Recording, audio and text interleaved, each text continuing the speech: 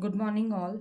Starting with the next topic, adaptations in leaf to perform photosynthesis. How leaves are adapted to perform photosynthesis. The first one is leaf provide large surface area for maximum light absorption. The lamina of the leaves are broad. This provide large surface area for maximum light absorption to plants. Now, in some of the plants, leaves are narrow. That is to reduce or to minimize the rate of transpiration in those plants. Now, second is leaves are arranged at right angle for the maximum absorption of the light from the light source. Now, just see here the arrangement of the leaves. These leaves, they are arranged at right angle to the light source so that maximum light falls over them and they absorb it for the process of photosynthesis. Now next is the cuticle and the upper epidermis of the leaf are transparent and waterproof, and this is to allow light to enter freely towards palisade mesophyll where chloroplasts are present. Now next, the leaves have numerous stomatal opening. More the stomatal opening, rapid will be the gaseous exchange for photosynthesis. So if the stomata are more, they allow more diffusion of carbon dioxide which is required for the process of photosynthesis. Now the thinness of leaf. Leaves are thin. Just see, these leaves are very thin so that it reduces the distance between the cells of the leaf for rapid transportation of the raw material required and the food which is prepared here. Now the next is chloroplasts are concentrated in the upper layer of the leaf to obtain light energy quickly. Now again coming to the leaf. Just see this is the upper surface of the leaf. It is more green in color in comparison to the lower surface. This is because the more chloroplast is present towards the upper surface, and that is for maximum absorption of the light from the light source, that is from the sun. So that's why they are more green from the upper surface. Now the next is extensive vein system, and this extensive vein system is for rapid transport to and from the mesophyll cells. Just see, these are the veins. Just see this leaf is having extensive vein system, that is to transport raw material which are required for photosynthesis rapidly to each and every cell of the leaf, and in the same way the food which is prepared in the cells, that is also rapidly transported to rest part of the plant. So hope everything is clear to you. Now the next is end result of the products of photosynthesis. What is the fate of the products of photosynthesis? You already know that there are three end products of photosynthesis. These are glucose, water and oxygen. Now how plant uses these products, that we will do. Next, first is glucose. The simple sugar glucose is used in 4 different ways as required by the plant. These ways are, the first is, it is immediately consumed by the plant cell to get energy. The second is, now some part of the glucose is stored in the form of insoluble starch in plants, and the same part of the glucose is taken by rest of the organisms as food. Now third, some part of the glucose is converted into sucrose and transported to flowers and fruits. The next is, some part of the glucose is used in synthesizing fats and proteins in plants. Now the next end product is water. The water produced in the process may be reutilized in the photosynthesis only. So it is very simple. So the water which is produced, because it is required for the process, so it is reutilized for the same process. Now the last end product of photosynthesis is oxygen. Now some of the oxygen may be used in respiration in the leaf cells, that is called as photorespiration. So very small part of the oxygen is used by the leaf cells for photorespiration, and major portion of it is not required by the plant, and it diffuses out into the atmosphere through the stomata. And this oxygen is used by rest of the organism for the process of respiration, for oxidizing glucose to get energy. Oxygen is a waste product of photosynthesis, but in another sense, even this oxygen is not a waste, because all organisms require it for the existence, including the plant, which require it at the night. Even the plant at night uses the same oxygen which is released by the plant itself during daytime for respiration. Next, utilization of synthesized food and its translocation. Now, food manufactured in the leaf is required for use by all other parts of the plant also. Now, during daytime, when the rate of photosynthesis is high, glucose is formed in the leaf at very rapid rate, but it cannot be transported to other parts with the same rapidity. So, during daytime, this glucose which is manufactured is converted into starch. Large number of glucose molecules, they combine together to form starch, and in the form of starch it is stored in the leaves. And at night, when there is no photosynthesis, the same starch is reconverted into glucose, and through phloem tissue it is translocated to each and every part of the plant. Once it reaches the rest part of the plant, there again it is reconverted into starch and used to produce energy for various functions in the plant. So in this way, the glucose is utilized by the rest part of the plant also. Now the next topic is factors affecting photosynthesis. Now what are the factors and how they affect the process of photosynthesis, that we will start. There are 4 external and 3 internal factors which affect photosynthesis. Now first we will start with external factors.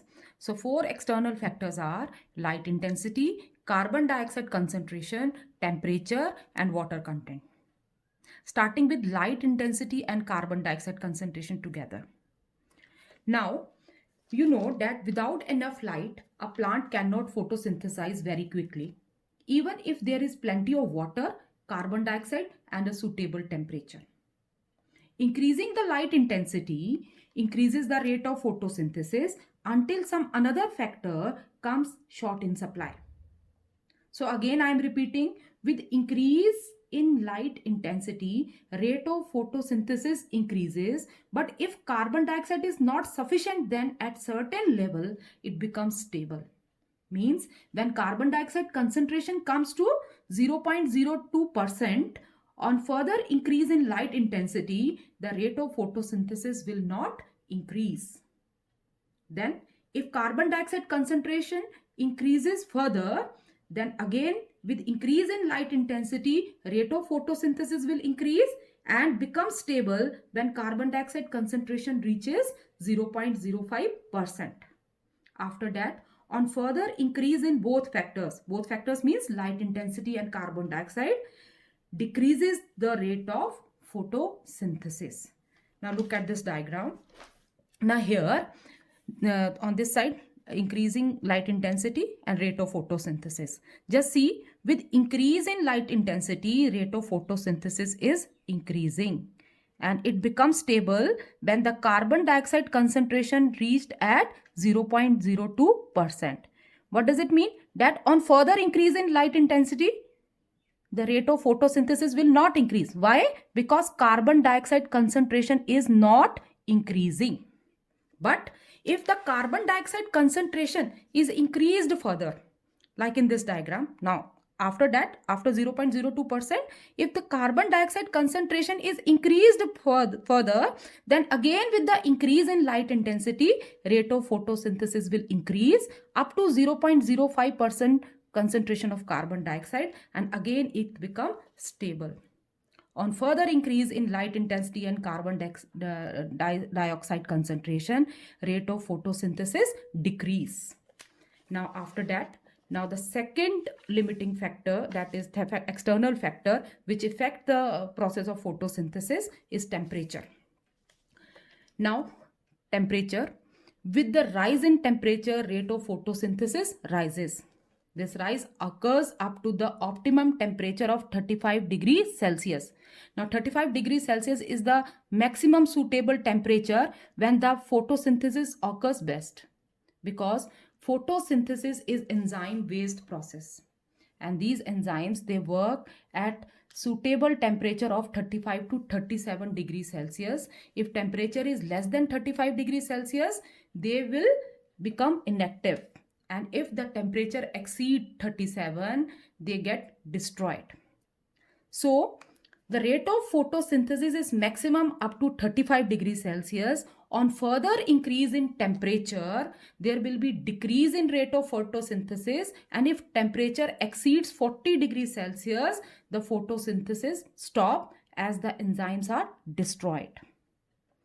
A rise of 10 degrees Celsius up to optimum temperature doubles the rate of photosynthesis. Just see, this is very important one. The rise of 10 degrees Celsius in temperature up to 35 degrees Celsius means like 22 degrees Celsius to 32 degrees Celsius, 20 to 30 degrees Celsius. If there is a rise of 10 degrees Celsius up to the optimum temperature, the rate of photosynthesis becomes double. Hope this is clear to you. Now the next is water content. The scarcity of water due to reduced absorption from the soil or due to an excessive loss through transpiration reduces the rate of photosynthesis.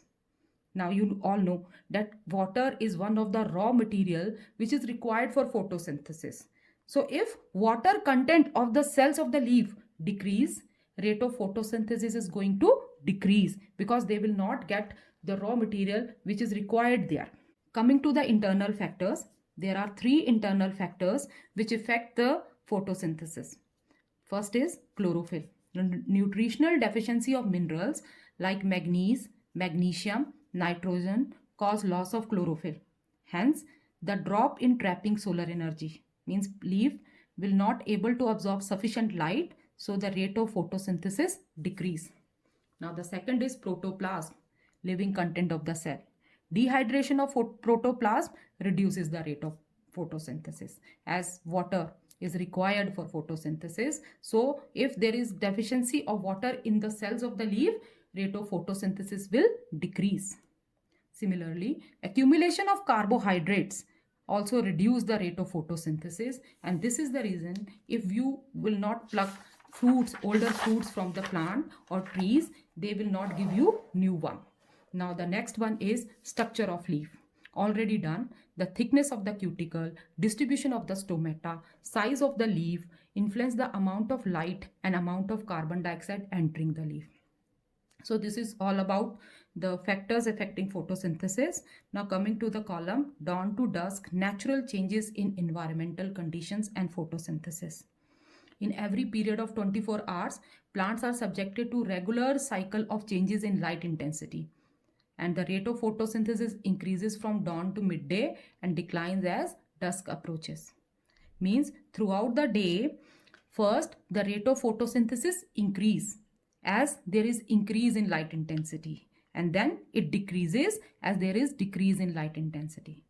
So at two times, one in early hours or early morning and another in the evening, the rate of photosynthesis equals to rate of respiration in plants. Now plants are the organism, so they respire also, and during daytime photosynthesis also occurs in plant.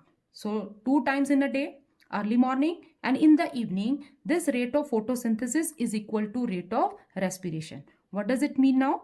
That the amount of oxygen which is released by the plant through photosynthesis during this time is used by the same plant for respiration, and the carbon dioxide which is released by the plant through respiration is used by the same plant for photosynthesis. So there is no net exchange of gases with the atmosphere, and these 2 points are known as compensation point. Now the next is photosynthesis at night. There are some desert plant and epiphytes are able to release oxygen even during the night as they perform photosynthesis using a different pathway which you are going to learn in higher classes, CAM pathway. Examples are aloe vera, tulsi, neem, people. Coming to the progress check, page number 74. The first question is, how do the following favor increased photosynthesis? The first one is large surface area of the leaf for maximum absorption of light. Second is thinness of the leaf, rapid transportation of material. Third is more numerous stomata, rapid exchange of gases for photosynthesis. Now second question, name the 3 end products of photosynthesis and mention the fate of each of them in the plant. On page number 72, you will get this answer. Now the third. If we keep on increasing carbon dioxide concentration in the air, will the rate of photosynthesis also keep on increasing in direct proportion? Yes or no? Explain. No. Because increase in carbon dioxide increases the rate of photosynthesis, but only if not limited by other factors like light and temperature. Again, I am repeating. The answer is no, because increase in carbon dioxide concentration increases the rate of photosynthesis, but only if not limited by other factors like light and temperature. So with this, we have completed up to this. Now next, starting with the experiment on photosynthesis.